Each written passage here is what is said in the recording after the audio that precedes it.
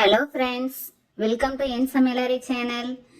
இன்றைக்கி நம்ம என்ன ரெசிபி பார்க்க போகிறோன்னா, தயிர் சாதம், ரசம் சாதம், பருப்பு குழம்பு, சப்பாத்தி இது எல்லாத்துக்குமே சைடிஷாக வச்சு சாப்பிட்ற மாதிரியான ஒரு எக் சுக்கா தான் நம்ம இன்றைக்கி பார்க்க போகிறோம். நம்முடைய சேனலில் நான் ஆல்ரெடி எக் ரெசிபிஸ் நிறையா அப்லோட் பண்ணியிருக்கேன். அதோட லிங்க் வந்து டிஸ்கிரிப்ஷன் பாக்ஸில் கொடுத்துருக்கேன். கண்டிப்பாக அதை போய் பாருங்கள். நம்ம இப்போது இந்த ரெசிபியை எப்படி செய்கிறதுன்ட்டு பார்க்கலாம். ஒரு கடாய் எடுத்து ஹீட் பண்ணிக்கோங்க. அதில் தேவையான அளவு ஆயில் சேர்த்துக்கோங்க. ஆயில் சூடானதும் நான் இன்றைக்கி 3 பெரிய சைஸ் பெரிய வெங்காயத்தை இப்படி சாப் பண்ணி வச்சுருக்கேன். அதை ஆட் பண்ணிக்கோங்க.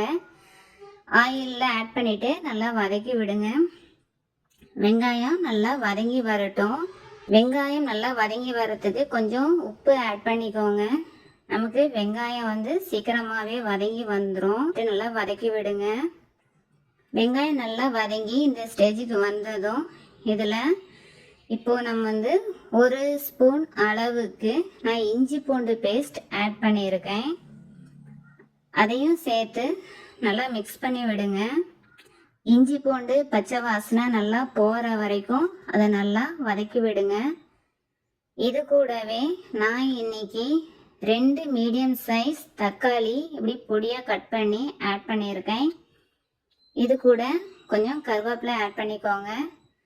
நல்லா வதக்கி விடுங்க.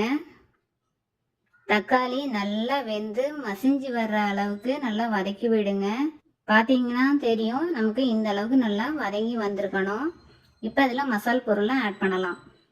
1/2 ஸ்பூன் அளவுக்கு மிளகாய்த்தூள், 1 ஸ்பூன் அளவுக்கு மல்லித்தூள் ஆட் பண்ணிக்கோங்க. 1/2 ஸ்பூன் அளவுக்கு ஜீரகத்தூள் ஆட் பண்ணிக்கோங்க. மஞ்சள் தூள் கொஞ்சமாக சேர்த்துக்கோங்க. ஒரு 1/2 ஸ்பூன் அளவுக்கு கரம் மசாலா ஆட் பண்ணிக்கோங்க. இது எல்லாத்தையுமே சேர்த்துட்டு நல்லா வதக்கி விடுங்க. நம்ம சேர்த்த மசாலா எல்லாமே அந்த எண்ணெயில் நல்லா வதங்கி வர்ற மாதிரி நல்லா வதக்கி விடுங்க.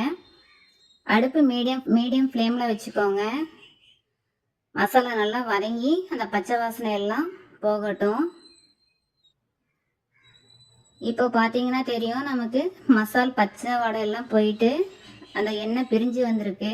இதை கூட இப்போ கொஞ்சமாக நம்ம தண்ணி சேர்த்துக்கலாம். நல்லா மிக்ஸ் பண்ணி விடுங்க. இப்போ பாருங்க, நல்லா எண்ணெய் பிரிஞ்சு வந்திருக்கு. இது கரெக்டான ஸ்டேஜ்.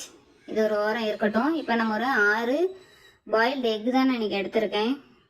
அதை வந்து நான் இன்றைக்கி இப்படி ரவுண்ட் ஷேப்பில் கட் பண்ணி எடுத்திருக்கேன்.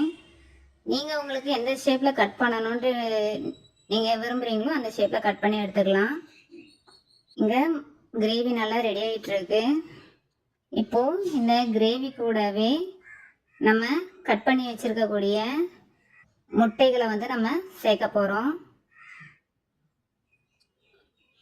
இந்த ரெசிபி பார்த்தீங்கன்னா சப்பாத்திக்கு ரொம்ப டேஸ்ட்டாக இருக்கும். சாஃப்ட் சப்பாத்தி எப்படி செய்யறதுன்ட்டு நம்ம சேனலில் ஆல்ரெடி ஒரு வீடியோ போட்டிருக்கேன்.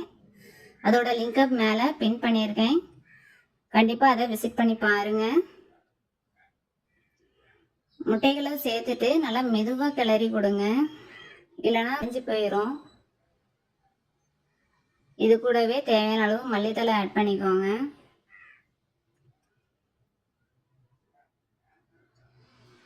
லைட்டாக அப்படியே மிக்ஸ் பண்ணி விடுங்க.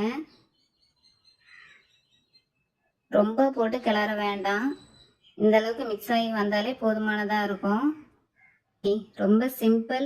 பார்த்தீங்கன்னா ரொம்ப டேஸ்டியாகவே இருந்தது. இது கூட தேவையான அளவு கொஞ்சம் உப்பு ஆட் பண்ணிக்கோங்க. உப்பு கம்மியாக இருந்தது, நான் உப்பு சேர்த்துருக்கேன். உப்பு லைட்டாக சேர்த்துட்டு நல்லா கிண்டி விட்டுக்கோங்க.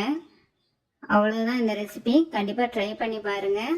என்னுடைய ஃப்ரெண்ட்ஸ் அண்ட் ரிலேட்டிவ்ஸ் எல்லாருக்குமே இதை ஷேர் பண்ணுங்கள். சேனலை மறக்காமல் லைக் அண்ட் சப்ஸ்கிரைப் பண்ணுங்கள். இன்னொரு ரெசிபியோடு உங்களை மறுபடியும் சந்திக்கிறேன். தேங்க்ஸ் ஃபார் வாட்சிங். பாய்.